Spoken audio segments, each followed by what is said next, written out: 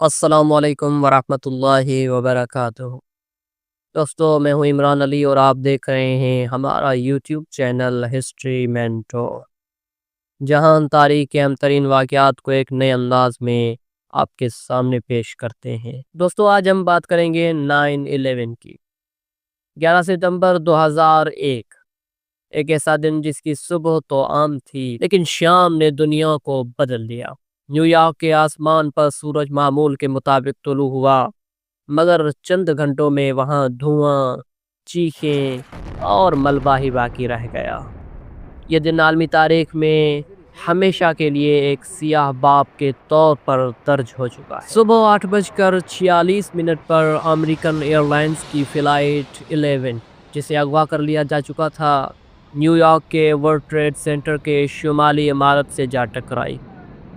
ابتدا میں لوگ سمجھ نہ سکے کہ یہ کوئی حادثہ ہے یا حملہ، لیکن صرف 17 منٹ بعد دوسری فلائٹ یونائٹڈ 175 نے جنوبی ٹاور کو نشانہ بنایا۔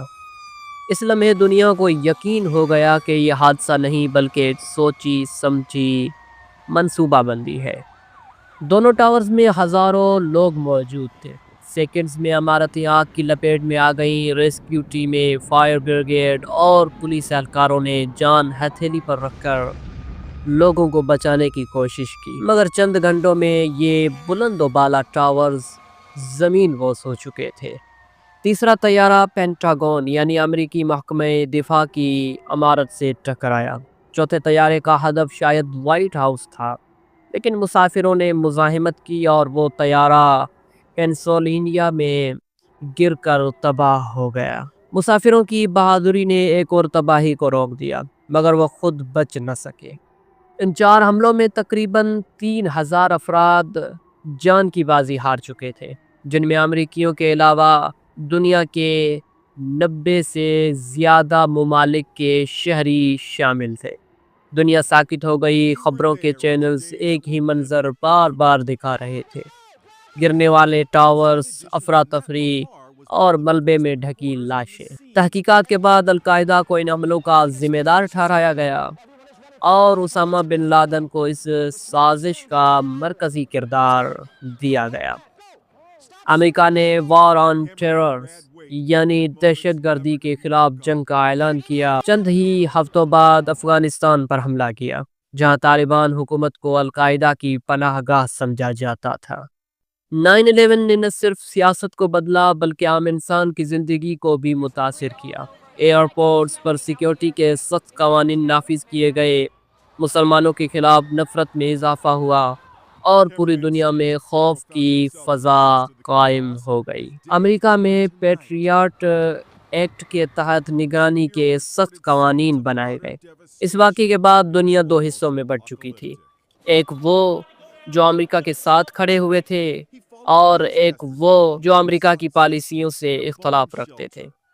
کئی اسلامی ممالک میں لوگ سوال اٹھانے لگے کہ کیا اس جنگ کا مقصد صرف دہشت گردی کا خاتمہ ہے یا اس کے پیچھے کچھ اور بھی ہے۔ اس واقعے نے ہمیں یہ سبق دیا کہ دہشت گردی کسی بھی قوم، مذہب یا ملک کی نمائندہ نہیں ہوتی، بلکہ یہ انسانیت کا دشمن ہے۔